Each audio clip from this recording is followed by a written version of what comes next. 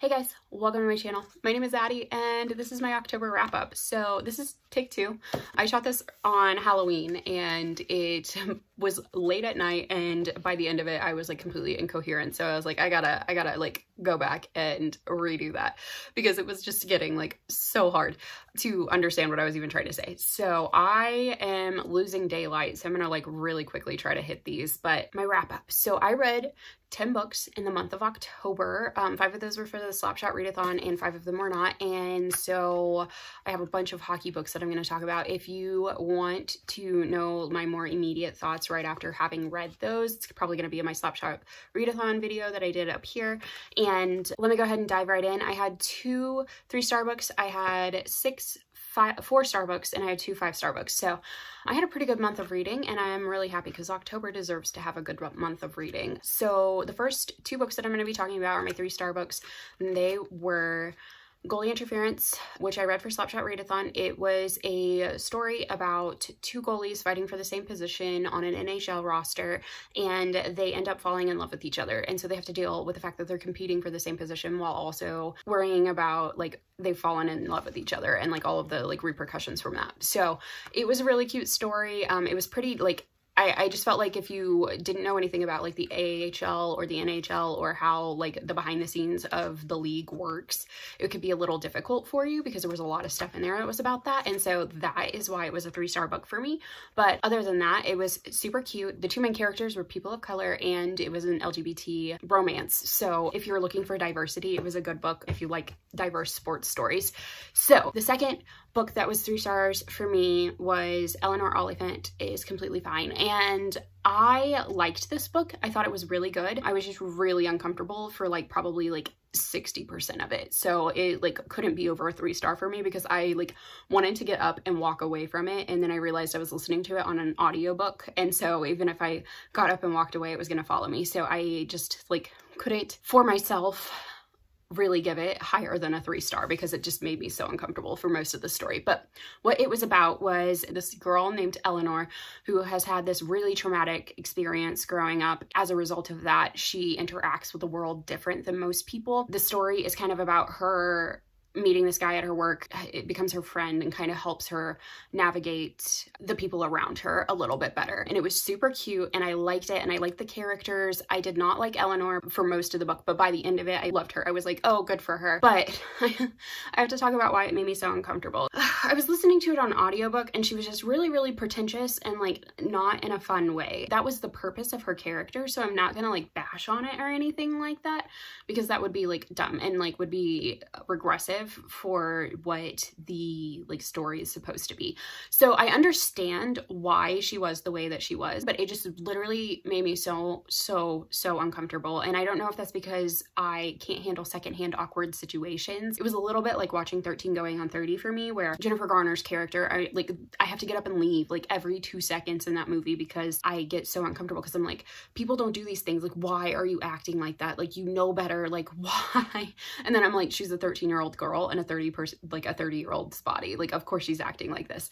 But before that, I'm just like, oh, I can't. So I can't like watch it because I'm so secondhand awkward for like what's going on there. So that was one factor. And then the other factor is that I've worked so many customer service stuff, and like just every time she had to deal with somebody in a service industry, I was like, you were that customer that everybody like goes back and is like, listen to what this lady did today. I understand that she needed to be like that and that she like needed to have that kind of thing about her to like really make her like poignant and everything, but like listening to it on the audiobook was so like, she was just so pretentious. She kept going on and on and on about how rude everyone else was to her, and like she was the one that was being super rude. So like that was the point of her character, but that made me so uncomfortable. But it was really super great if you can get past that, and if you can get through that and you don't mind people that are like make you feel uncomfortable, then like it's a great read. But it just didn't work for me, and that's basically the thing. I'm like super losing light. Let me go find a lamp or something. We're gonna break. Thanks. Okay, I'm back and I have better lighting. So I I'm going to start my 4-star books. I am going to start with the one that I don't have a physical copy of, and that is going to be The Deal by Elle Kennedy. I checked it out from the library, and that's why I don't have a physical copy of it. I read it for Slapshot Readathon, and it was probably more like a 3.5, 3.75, something like that, than a 4-star. But it was a story about this girl named Hannah, who's really smart in this ethics class, and this dude, Garrett, who is the hockey captain, and he failed the midterm that she got an A on, and he finds out that she got an A on it, and they're having a retest on it in a couple of weeks. And so like he is trying to convince her to help him pass this class so he can continue to play hockey, and she doesn't want to help him out. And so he convinces her to do it by finding out that she has this crush on this football player, and so he proposes that if she will help him, he will help her gain social clout, and so that she can catch that dude's attention. And then they end up falling in love, and it's a great story. There were like some problems with it. It was, I don't know, like there were some things in there that I didn't think were handled very well, but other than that, it was like all right, and I enjoyed it. It wasn't like the worst thing ever, but there's also like content warnings for like rape and everything. Like I said earlier, if you check out the Slapshot Readathon, that's kind of closer to what my immediate thoughts were after I read it. So I'm going to move on to the next book that was 4 stars, and that's going to be my classic of the month, and that was The Picture of Dorian Gray by Oscar Wilde. So Oscar Wilde, I didn't really know what to expect going into this, because the only thing that I knew about The Picture of Dorian Gray was what I could glean from watching The League of Extraordinary Gentlemen a bajillion years ago when I was a small child, and watched it a lot because my brother and I both enjoyed that movie. And then I got Dorian Gray and The Invisible Man mixed up in my head for longer than I should have. Not that their stories were mixed up or anything, it's just that I was picturing that dude's attitude on Dorian Gray, and it was weird.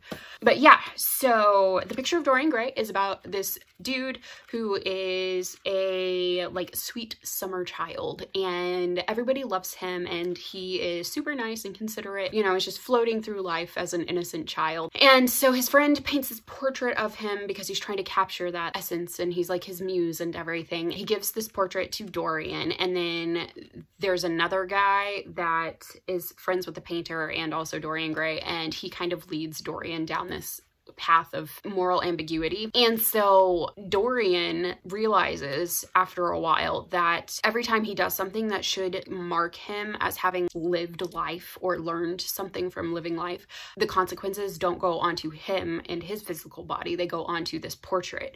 And so every time he's cruel or like it does something of like morally abhorrent, it goes onto the portrait instead of him. And so he doesn't have any physical consequences for that. And so this story is about him going from like sweet summer child down all the way into like gremlin status. And what a fun descent to watch. It was a good time. There was like some anti-Semitism in it, and I didn't enjoy that though. And also like the dude that led him down the path of moral ambiguity, I was like, dude, I hate you, like leave him alone. He was a perfectly decent human being, and then you did this whole thing and led him down this path of wrong. But you know, like by the end of it, it's like dealing with the like moral consequences of that. Yeah, it was a pretty good classic. It's short and it didn't take me too long to read, so that's really good when dealing with classics, because I am not very good at reading classics, to be honest. I'm trying to get better, and so like I have a degree in English. I should have covered this in one of my classes, but we never covered it in all of the literatures that I read. One funny thing I do have to say, I believe I read somewhere that portions of this book were used against Oscar Wilde when he was on trial for like homosexuality or something like that. And I do have to say, like 5 pages in, I was like, is there a hetero way to read this? And then like 20 pages in, I was like, there's not a hetero way to read this. So I totally understand why they would pull like portions of this and be like, dude, this dude is gay. And so that was really funny to me. But yeah, that was my classic of the month. My next book that I'm going to be talking about, that was a 4-star book for me, was The Night Circus by Erin Morgenstern. This book was fantastic. I loved it. It was amazing. I was never worried about them. That's why it was a 4-star instead of a 5-star. But anyway, so this book was super great. What it's about is these 2 children that are bound together in this magical game that they're playing against each other, but they don't know who they are, and they are bound by their like parental figures. And so their venue that they're playing this game in is the Night Circus. And the Night Circus is a circus that like rolls into town, and it like sets up at night, and it's only open at night, and it has all of these magical, mystical, like fantastic elements that are a part of it. And you come to find out that those are like so magical and mystical because like these are actual magicians that have actual magic, and they are like competing with each other for it, except for they fall in love with each other. So instead of being like trying to one up one another, they're like, I am making this for you, like I am giving you this gift. They fall in love, and it's like really like the story is just about them trying to figure out how to beat the game where both of them stay alive and can be together. So it was fantastic. I loved it. I finished it on Halloween day, and it was just such a good book to read on Halloween because it was like talking about like it was Halloween while they were like doing things. So it was just fabulous. I loved the Murray twins. They were amazing, and Bailey is probably like I just loved Bailey. And like I don't know how you don't love Celia and Marco. Like you're just rooting for them like the whole time. So wasn't worried about them like the whole time because I was just so caught up in how like magical and mystical and like everything. And that maybe is why I wasn't super worried, because it just felt so distanced, I guess, because you know how like sometimes you're reading things and you're like, I'm not fully connecting to this because the author has chosen to distance us from the emotion of it by like the point of view and everything. And so it was very like that for me, but still it was purposely done that way because they wanted you to feel like kind of floaty, you know, like where it's like, this is just like you're floating along and like this is what's happening and let me tell you this story, and like you're kind of removed from it, which I really enjoyed as somebody who like likes writing and everything. And I also really liked that there was throughout the book a second person point of view where they would be going through and they'd be like, you have arrived at the Night Circus and you are looking around and you have gone to this tent where this is happening, and like it would like talk in third person about like what the actual story and like how things came about, and then it would be like, you order some popcorn and you're in line to get a caramel apple or something like that.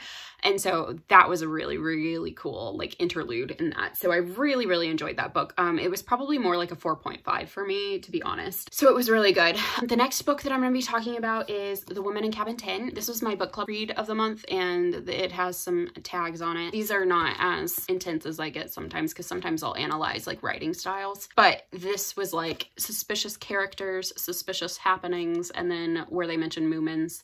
So, you know, like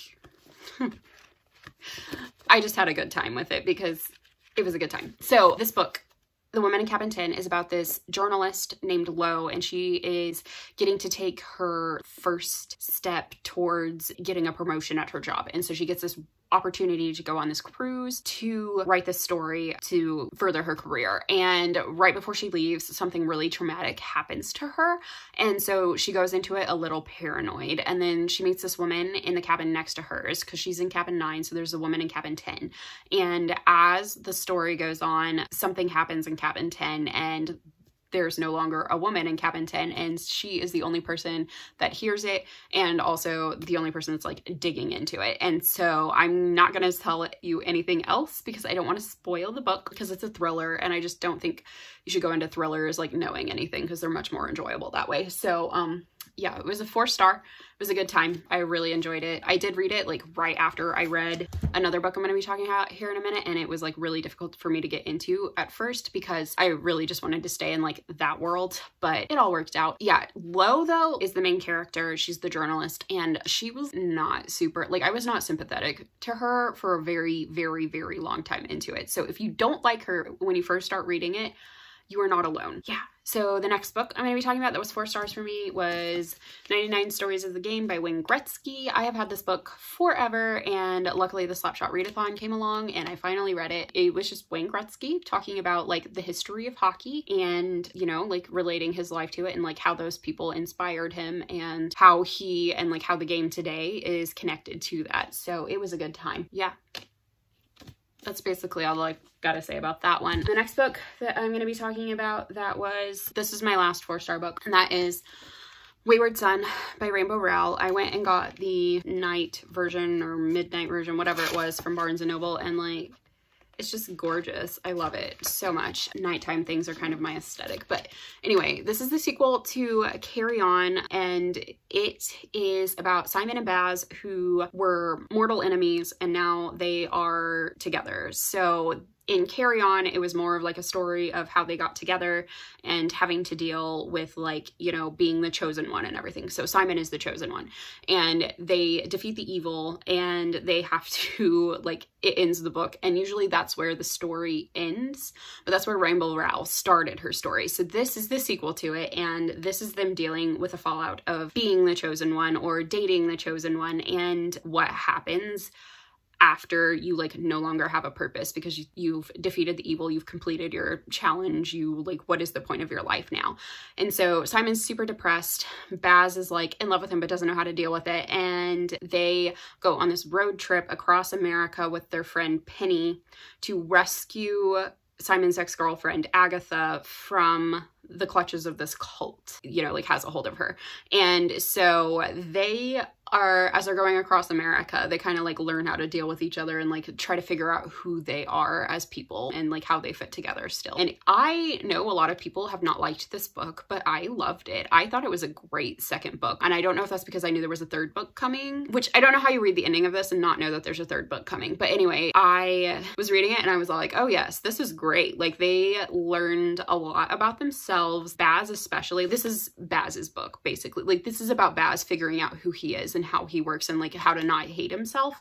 And so he goes through a lot and learns a lot, and I was just all like, perfect. I just think that the conclusion of this is going to be great, and I can't wait for it. So yeah, this was a 4 or 5 stars because it was a second book, and you could tell it was a second book, but I thought it set up perfectly for a third book. And this was the book that I read before I read my book club book that I had such a hard time, because I had so many theories and I have so much that I'm thinking about, that, like, what I think is going to happen next. And I just really wanted to live in this world for a little bit longer, and I didn't have time to because I needed to finish my book so that I could go to book club and talk about it. So yes, that is that on that one. I highly recommend this series. It's just, like, a good fun time. Like, if you like Harry Potter, this is kind of a parody of Harry Potter, where all the things happen and it's like somebody going, okay, but here's where it could have been better, and where it could have been, you know, like, not better maybe, but, like, you know, like, more logical, like how a real human being would react to it, kind of. And just, it kind of makes fun of a lot of the things that are just a little like, that wouldn't happen in real life in, like, a Harry Potter story. So that's good. And also the magic system in this is, like, super awesome, because, like, it's all about things that people say. So, like, all of their spells are, like, as you like it, or like, some like it hot or something like that, you know. So they're all song lyrics and stuff like that, and they gain their magical power by the amount of people that use them. And it, like, is a huge deal in this book that you know, like, they're in America, and sometimes there are places in America that just, like, don't have people in them. So it was a really, really, really good book. So that's the 4-star books. I should probably take a break here and go get some water or something like that, but I'm going to push through and talk about my 5-star books. So my 5-star books for the month of October, I had 2 of them. The first one was Becoming by Michelle Obama. I listened to this audiobook because I wanted to listen to Michelle Obama tell me about her life, and it was available at my library, and I am so glad I checked it out and listened to it while I was driving all over the country at the beginning of the month. And I love the Obamas anyway, so I just, you know, was really excited to get a hold of this. And it's like a 19-hour audiobook, so that's 19 hours of just listening to Michelle Obama talk about her life and how she grew up, and, you know, like, what it was like meeting Barack, and what it was like her kids growing up in the White House, and, like, the things that they had to deal with. So it was just, like, a good read. I just enjoyed it so much. I loved it. Yeah, it was 5 of 5 for me. And, like, I always feel weird talking, like, rating people's lives, but yeah, it was just written well. It was so far into the book before she even met Barack, that I was just all like, man, I have so much respect for her, and, like, her hustle, like, just throughout the whole time she was, like, growing up and, like, learning and, like, having her first, like, couple of jobs and everything, like, before she even met him. I was just. And then the other book that I had that was 5 stars was Michigan versus the Boys, which was a book that I read for Slapshot Readathon, and this might be my favorite book of the year. I just related so hard to Michigan because I know what it's like to like play a sport and have the people not like you, like your teammates not like you. So it was just like I felt for her really badly and just really related to her. But what this book is about Michigan, who plays for the girls hockey team, and at the beginning of the school year they get called in and told that the hockey team and the men's swim team have gotten cut for budget reasons. And so she, like all of her friends, kind of find different things to do, and they either go and play at a different school or they switch to a different sport. Like they just all end up doing different things. And so Michigan is the only one, for different reasons, that like doesn't get to go to another school to like go play. She ends up deciding to try out for the boys team. And so she makes the boys team. From there, things get not good for her. They like start hazing her and bullying her really hard, and then like the adults in her life don't respond to this correctly and they don't believe her. And so once everything kind of comes out later, they're like, well, why didn't you talk to us about it? And she was just all like, because you didn't believe me when I was telling you about it. So it was like just very poignant, and it was a really difficult read, and I loved it so much. I have so much respect for Michigan because it was just like, she knew things were bad and she knew that they were awful, but she loved playing hockey so much that she was going to stick it out through them because she needed to do that to play hockey. And so she, like, I appreciate that the author didn't pretend like she didn't know that these things were wrong that were happening to her, but also that she knew they were wrong and she consciously made the decision to put up with them so that she could continue to play. The adults in her life just really let her down, and I feel so bad for her. This book, man, I'm gonna probably go back and read it next month. Like, I'm not even that far removed from it, but I will probably reread it again next month. It was just so good. I'm so glad I purchased it, and I have a physical copy of it because it will be something that I reread, like, a lot. There was a point in it where I was like literally sitting there and like I was skipping like paragraphs because I was like, I need to know what happens. I need to know what happens. And I had to like consciously slow myself down and be like, okay, you need to go back and read what is actually happening here. So yeah, it was just such a good book. Yes, that was my October wrap up. October was such a good month, and I hope you guys had a great time, and I will see you guys next week. So bye.